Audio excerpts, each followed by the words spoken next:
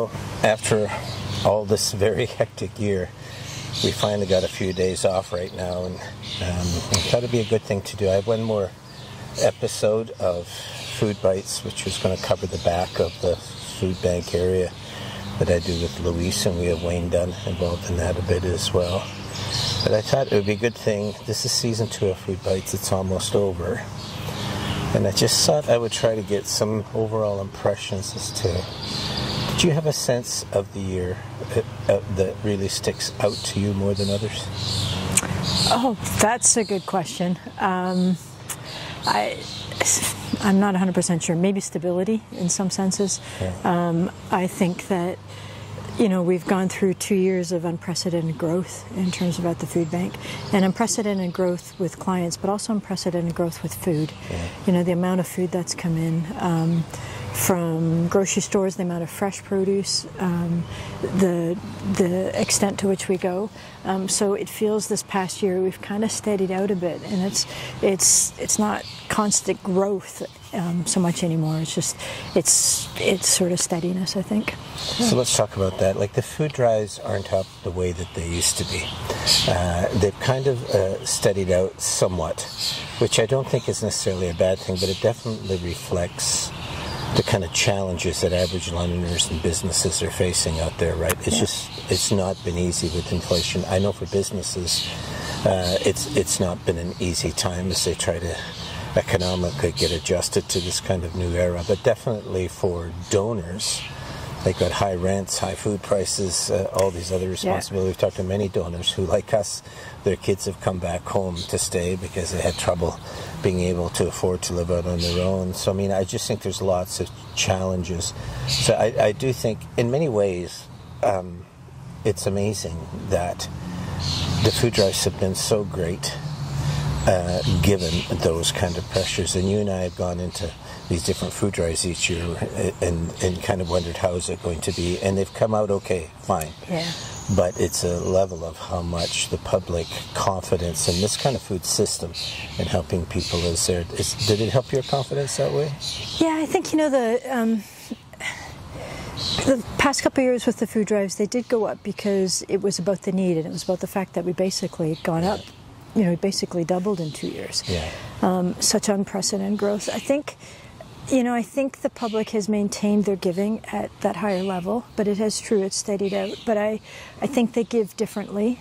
And then I think the reason why they give is, I think, the past couple of years there was awareness of the need, but I think more and more it's continued to be about the fact that they just want to participate in helping the neighbor because they know the needs are so great.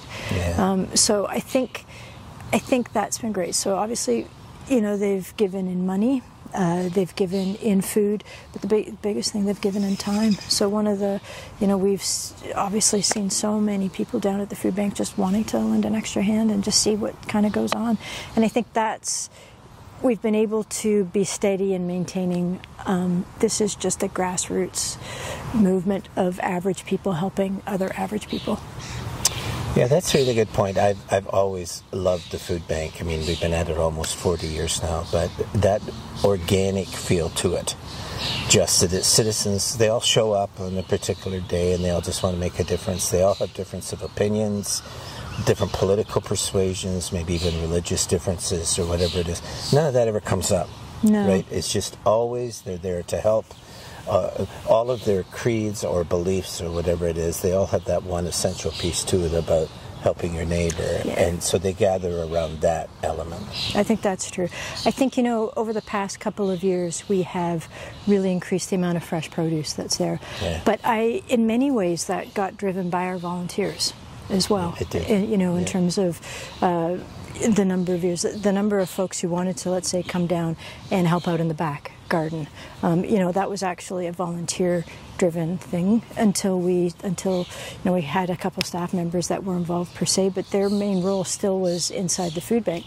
But there was gardens. It became obviously a larger thing with greenhouses and green walls and all sorts of other things, and now it's grown to where it is. I think the grocery stores and the produce was really also driven by obviously the philosophy of trying to deal with food waste and helping folks, but it was also driven by the volunteers down at the food bank going, wow, I just wish we could get more fresh produce. I wish we could, I wish we could give healthier food to people. And I think it's been a number of different things, and so the food bank has been one of the leaders amongst the community in some of those fresh things, but that was driven by all the people at the food bank wanting to make a difference.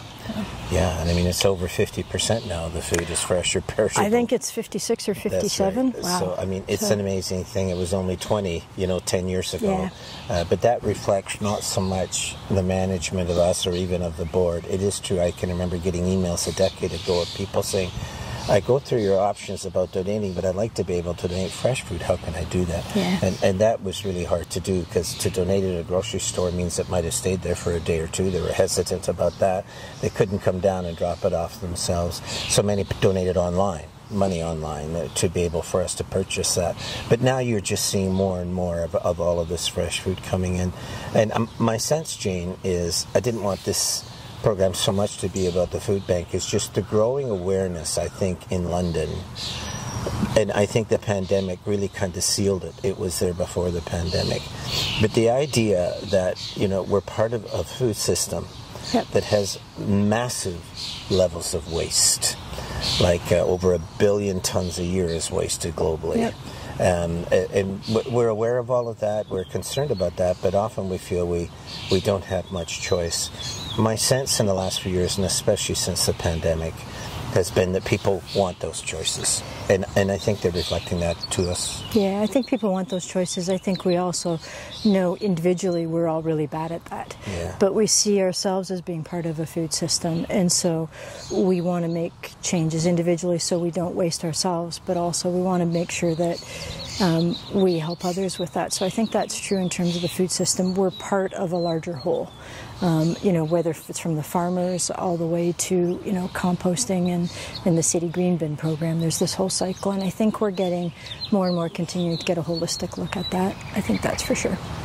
The food and shelter, those are still always the two most sure. important things. And we do know that I think one of the great reasons why we have thousands of volunteers in the food bank system that are helping us throughout the city, but a big part of the reason is you don't have to have a PhD to do it, right?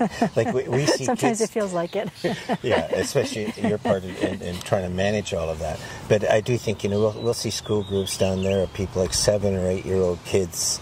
They know the difference between an apple and a box of macaroni, whatever it is, right? But it doesn't require tons at that level. And I think when the pandemic came and things kind of shut down to a certain degree in London, people lacked volunteering opportunities. I really sensed a surge then at the food bank at that time, because we stayed open at that time during all of those years, and they were a real challenge. But we started seeing these people that were really looking for opportunities to serve their community, and I think they can give us some of the examples of what people can do when they come and volunteer. Yeah, we have 3,000 people on our database right now, which is pretty amazing. So I know the garden volunteers, in terms of the folks that deal with the garden and the greenhouse. People come and sort food. They make hampers. We're actually we have to make 300 hampers essentially a day. We're schlepping food. We're sorting the produce comes schlepping. I mean, it's kind of what we do. It feels like that's all we do. Yeah. But we have food drives, so oftentimes we need people handing out bags at grocery stores to just remind people. And I think, to me, the biggest thing somebody can do to help the food bank is actually help their neighbors, so people don't have to come down to the food bank. Yeah. It's not actually sometimes about coming down to the food bank. It's about being aware of the people around you, being compassionate. If your neighbor if your neighbor's struggling, you cook extra and you drop it off. Some of those kinds of things, and you just have that special care, particularly around the cost of things cost of food and how expensive things are. So I still think the awareness and the compassion and the understanding of what other people go through and taking that active interest in it makes a huge difference. So. But it gets back to that organic feel. Like, it's one thing to see an organization and wish to support it, and Fortune Londoners do that to a lot of different groups. and it's awesome. But I do think there's something which when they decide they want to help something like the food bank or the other agencies that we assist on food issues, that when they look at those food issues, that's actually something they can do, right? And the kids can do, and as a family they can go and do it. So I do think it would be different, for instance, if you're up at a research kind of level studying homelessness or all of those things. It's way harder for people to find kind of an avenue of approach into that. Yeah. But around food, it's definitely there. I think, that was your impression about the stability. I think my impression more from the whole year has really been one of keeping the system stabilized. So it's not just the food bank, right? Yep. Like we began to realize at the beginning of this year that agencies were really having trouble. Yeah, that's for sure. And then there were government cuts. Other things began to happen. There's lots of reasons and things why all those things take place. But we started to hear from the agencies that we help, and we help a large number of them, that they were running short themselves at the end of the month. So it's not just about clients, it was about agencies as well. And then all of these new agencies that we began speaking with who were getting, let's say, some city funding or government funding at another level or whatever, or because donations were down because people were having such a tough time in this economy, they began to approach us, mostly approach you, and they said, look, is there any way that the food bank can help in that? And I remember as it began to happen, you and I would sit down and talk and say, what are we going to do? Right? You and I had talked over the last decade about we didn't want to spend ridiculously because I think we both sensed that this was coming. We could see the needs growing. So we talked to our board about being ready for this moment when the other agencies came. But it was you they largely approached. And how did you feel about that? Did you have a sense of urgency in it? Or did you just think it was incrementally moving there and you felt the need to respond to it? Yeah, I don't know if it's incrementally moving there. I think the pandemic came along and society kind of changed. Yeah. Churches had been incredibly involved, having meals and hamper programs and also, there was Out of the Cold, it was a million things happening, and then people, all of that was over for obvious reasons, or took a bit of a hiatus. And so when people started coming back, there was all of a sudden homelessness had kind of exploded in terms of to the need. There was just more and more people being food insecure. The prices of food skyrocketed. There's lots of food scarcity. So I think it did explode because people then they wanted to help. And I think you help individual and then you want to start gathering together in groups. And I think what kind of changed a little bit was, the community was helping us and they continue to help us. But all of a sudden now more and more the community was wanting help from us. That churches being a good example. If churches have started to come back, they were the givers. Now they don't have quite the same resources. And if they're going to run a program, they're actually wanting assistance from the community to assist. I think there's also, and I also think there's a desire to be kind of cohesive. So, and together, I think that explosion has been a little difficult, and I understand why, and I understand the need to help, because there's never enough, to be honest. There isn't. But I think what we saw was some of the core agencies really starting to struggle and fail, and that was where I think, I really agree that it was required us to step in and make sure that they were pretty stable. So let me ask that question of you, Glen, in terms of just your overall sense of food and where we're going in London and where we're at, or how things have changed. I think we don't know anymore. I think, one of the great things about being a food bank in southwestern Ontario is that although southwestern Ontario only has 4% of the growing land in the country, produces over 20% of the food. So I think food banks in southwestern Ontario really benefited from that. And it was great. A lot of generous farmers and growers, and producers and processors and citizens and companies and faith groups.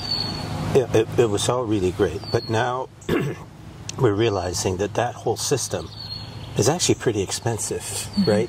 It's sometimes hard to access and it's sometimes hard to understand. So I think it's been my sense that the community overall, as they did with homelessness, they were really troubled that it was... that it was there and present, and then it grew and grew, and people began to want something needed to be done. I think they arrived at that point. I think it took one large donor who donated the $25 million that kind of coalesced everything around that and made that happen around homelessness. I think around food, because there's been so much of it, and we've just depended on it, especially since the Second World War. I think that now we have our doubts about the present system, but we don't know what to do to change that. It is my sense that the city itself, it is spending time. I've met with the new city manager. I know we've spoken with politicians and management folks at City Hall. There is this awareness that we are starting to run into a place in which the charitable system, helping people that are hungry, might not be enough as it needs to become greater. So it has been my sense that there is a growing desire and awareness within the entire community. It includes the research group, post-secondary education system, the health groups, the health center here, because we work a lot with the Middlesex London Health Unit. It is my sense that they now realize the past is no longer sufficient. What the future will be, we don't know. So in my sense, food has been a predominant thing, but I don't think we had yet worked our way out of it. So many groups, and I really credit groups like Urban Roots or The Patch, Cavendish Gardens and others who've all began to say, well, look at, well, you folks are spending all your time figuring that out at policy levels or at economic levels. We're just going to start growing our own. And you and I have met with tons of teachers, and there's groups like, for instance, Growing Chefs that are working within the school system. They really want kids to get this staple when they're young and growing, how to work with food, and that part includes growing it and growing your own. So I'm actually very excited about it. Unlike homelessness, which has become a fairly modern phenomena that's happened in the last decade or so, I think the awareness of food has been with us from the beginning. And but now that whole system is beginning to change, I think there are many new and innovative groups out there, and I can think of them. I think of groups like the Western Fair, and I think of groups that are looking at all of these different ways of doing it. The food bank is doing the same. We've got the greenhouse, we've got the gardens, we've got the large compost operation. We're looking now at the farm in the box. So I think it's a very exciting time to be around. I just wish it wasn't linked to suffering. Yeah. That's right. If it just, so many Canadians, millions and millions of Canadians are now food insecure. I don't like that idea of them waking up in the morning and not knowing if they're going to have enough food to put on the table.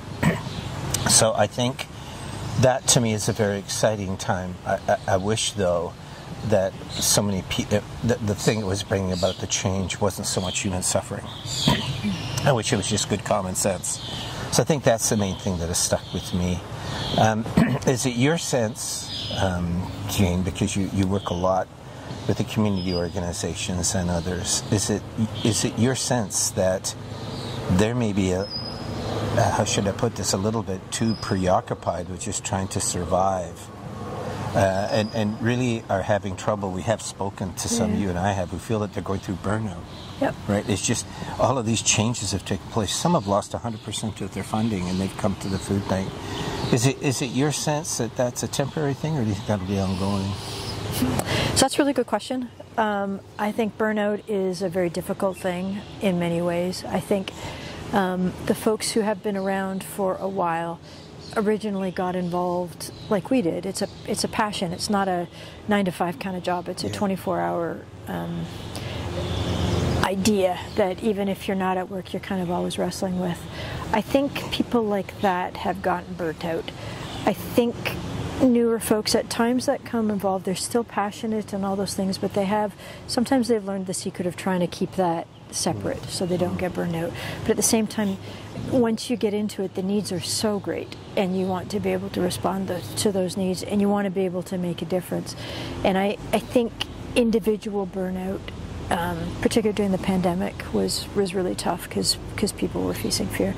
I think organizations are facing burnout because, I look at groups and you get involved because you want to make a difference, or you want to change things, and then you find yourself 25 years later, you're still doing exactly the same thing, except more and bigger. And I sometimes look at the system and go, is that right? Like, things don't seem to change. I think our underlying philosophies are great, but I know when other groups started to deal with homelessness years and years ago, they were kind of the new group that got involved, and now there's more and more new groups starting up, and it just seems to keep growing. And I think there's a burnout of, when is it going to end? Yeah. I think that bigger idea is kind of tough to handle. Food Banks Canada put out a thing last week, so that's a network of all the food banks across the country. They've been doing their own research and stuff, but they're talking about how the levels of burnout at food banks is now getting alarmingly high. Yeah. So I can see that. Do you feel that? That's a really interesting question too. Sometimes I do, and then sometimes I don't. I think we don't get burned out overall because we're trying to meet the need, but we're not trying to grow to meet the need in the context of the philosophy is, this is what we have, let's use what we have to deal with it, versus this is the problem, let's try to raise everything we can to deal with the problem. I think that allows for, look, we do the best we can. I think there's always something to be done, there's always difficulties, there's always things, and that does hang over my head sometimes, and I do feel burnout from that. But then I look at the volunteers and the fact that we're providing places and they're coming with their excitement and their involvement and just, the desire to make a difference. And I think we're actually in a really good spot. That is. Do you feel burnout? No, not at all. I feel worry. Yeah. I get burned out a bit that way, I think. But I think you're the one down there really helping to make the operation run. My job is more in the community. But I do think that one would naturally think that having 3,000 volunteers in your database would burn you out really fast, right? I mean, that's a lot to take care of and a lot of things to do. On the other hand, we as a food bank, we have a very small staff compared to other food banks our size. Or other agencies, Or other agencies, that's right. And a lot of the other agencies have depended on government funding and other things to keep these staffing levels going. As governments cut back, then they have trouble keeping the staff going, and I think that's where a lot of their burnout happens. They're having to do way more with less. With the food bank, you go down there every day and you see all of these volunteers, regular ones and others, all coming in and pitching in and not causing, we have our odd difficulty, but they're not causing any real problems or anything for us. They're taking the bulk of the load and they're just getting it done. Yeah. And they're doing it all for free. Yeah. It costs them, and I understand that it costs their time and other things. But I think for us, because we're a largely volunteer organization, in times of decline, and especially with government supports in decline, I think that the presence of volunteers, and especially so many of them, have made it possible for us and the staff at the food bank to kind of catch our breath. Yeah. Right, and not get overwhelmed by the things that are coming up against us. The volunteers just always seem to be there. How long have some of them been with us? Oh my goodness, years and years. 20 years, 25 years, 30 years. Some 5 at the beginning of the pandemic. And they cycle through obviously because it can be demanding depending on what you're doing. So I think the volunteers serve the people and do the food, and staff tends to spend most of their time doing it, serving the volunteers or providing an atmosphere for the volunteers to do their work. I think we're not perfect, but we're balanced, and any volunteer could probably point out all the things that we don't do or whatever, but basically it's this balancing act of humanity where every personality and volunteer is a bit different, has different ideas, but they all kind of come together for the common good. And I think it does make a huge difference, and in many ways that's the things that I get the most joy out of actually down there. It is a huge experiment, though. I remember when CBC came and did a live show at the food bank at Christmas there, and I remember the host of the show just saying, it's all of these component parts at the food bank, and we're not trying to sit there and manage them and manage all their time and all that kind of stuff. We're just kind of getting together and say, okay, here are the demands of the day or of the month or whatever it is. Let's all just come together and let's make that happen. And And it does. Every day, like it's such... It does, but we do manage them. No, I know we do. Well, you manage them, and so do the other staff. But my point is, they show up and they say, okay, yeah, I got it. And it's wonderful. And some of the staff members, or the volunteers, as you said, have been there for 2 decades or more. We actually give them supervisory roles to help us, and we've done that for a lot of years. But I do have to say that I think that it's beyond all of the things that the food bank does, is that organic feel of a community all in one place, making this kind of difference, sending out food to places that will never fully know what people are going through and the challenges that they feel. And then there's this general public and the business community that make all of these contributions, and we hardly ever see them. You know, but the donations come in, people just really care. There's something wonderful about that, almost magical to me. It's been there from the very first when we started 38 years ago. You can just see it. And what you kind of want to do there is not so much overmanage it. You want to let it go and kind of see what comes of it. And Londoners, even with the pandemic and now what's happened since in the economy, they've not let up on those pursuits. They've just continued to donate, right? No, and not just to us, because it's never just about the food bank. It's all of those different organizations. It's Meals on Wheels. It's Unity Project. You know, it's Anova. It's My Sister's Place. Whatever. There's lots of different groups making a difference, and the public's been really great with them as well. It's one of the great things for us as a food bank is that by working with all of those different groups, you kind of get a feel for the community, whereas if we just worried about our own stuff and feeding our own clients, that's very important. And our clients are up close to 6,000 families a month, right? So there's a lot of challenges there. But to see what the others are going through, I think, gives us a sense of not only the feel of the community, but all of us as organizations have to have one another's back and try to help. Yeah, for sure, 100%. Yeah. But it's been an amazing year, Jane. I think for me, you know, people came out of the pandemic and thought, okay, now let's get back to what we need to. But we never got the chance. Things just kind of went their own way, and that happened in so many sectors of society. And yet, I think you and I have been able to keep the faith for ourselves for the last 4 decades, because the public is just there. They just are. The business community are just there, and that allows us not to worry so much about that, but to concentrate instead on how can we help the community. And I know that's a big part of your responsibility, right? Yeah, no, for sure. How can we help the community? You know, and the community meaning all of it, everything from people who need help to people who want to help. You know, and I think that's the food bank's place is kind of in the middle of that for sure. But its place is still in that bigger picture as well in terms of the food system. And I think we want to help that food system do better too. So. Yes, and you're involved heavily with the Food Policy Council, which is something that's really near and dear to the food bank's heart. But I do sense that as we move into the summer and the growing season is such a great thing. On the other hand, I think we're very much aware as a food bank and all the agencies are, what comes next, we actually don't know. You know, we're trying to prepare for it the best we can. But society is shifting and things aren't as they used to be. And we're just trying to keep on top of that and make sure that the different agencies and others are supplied the way that they should. But I presume as we move into this coming winter, there'll be a whole new set of challenges we have to face. For sure. As long as the public is there and helping us, it's all going to be okay. Thanks, Jane.